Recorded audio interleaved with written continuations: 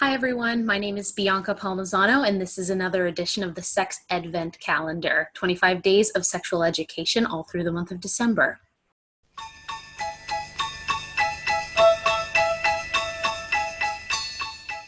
Today is World AIDS Day, so we're going to be talking about STI myths. There's a lot of misinformation out there about STIs, both how you get them, what they look like, and how you get tested and treated for them. So I'm just going to be tackling 3 myths that apply to STIs that I hear all the time.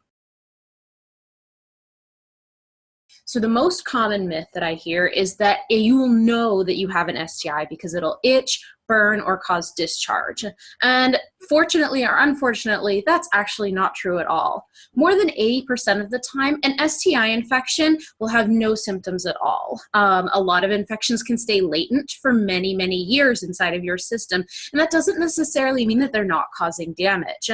The longer you have an STI and leave it untreated, the more serious the side effects can be. And that includes things like pelvic inflammatory disease or second and third stage syphilis, which can actually lead to blindness and long-term nerve damage. So the second STI myth that we're going to be talking about is that if you get tested for STIs, then you've been tested for everything, and so you must be fine. In reality, there's actually a lot of variation in the STI screenings that are out there on the market, and what you get from your doctor when you say test me for everything can vary a lot based on what your doctor's assumptions are about what you need. So a standard panel for STIs will generally include chlamydia, gonorrhea, HIV, and syphilis. That means that you need to do a urine test and a blood draw to get all of these diagnoses. A urine test, however, won't check for any infection in the anal area or in the mouth. So if you've had oral sex or anal sex and you're worried about an infection there, this standard panel won't catch those infections. A lot of men who say that they are sleeping with other men will automatically be checked with a rectal swab to see if there are infections in the anal area, but most people never get this test. For people with vaginas and uteruses, a pap smear will test for HPV, but there's no FDA-approved test out there for people who have penises. So you may be a carrier for HPV, but there's no test to check.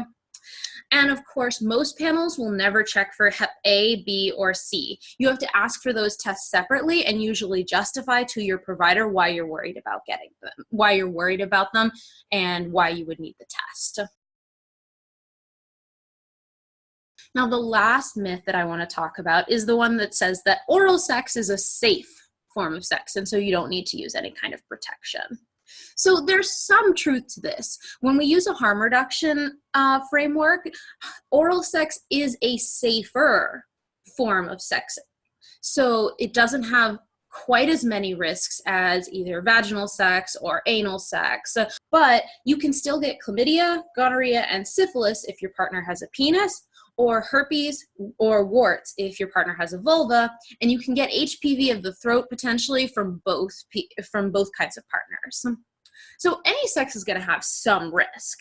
The best thing you can possibly do is get tested on the regular, keep an open line of communication with your partners so that you know what your risks are, and use barriers in a risk-aware way. I am not the person who's going to come out there and say you have to use a physical barrier every time you have sex, even though that's probably an ideal way to conduct your sexual life. You're going to make your own decisions about what makes sense for you and your relationships in an informed way. You just need to be able to communicate that well to all of the people that you're involved with.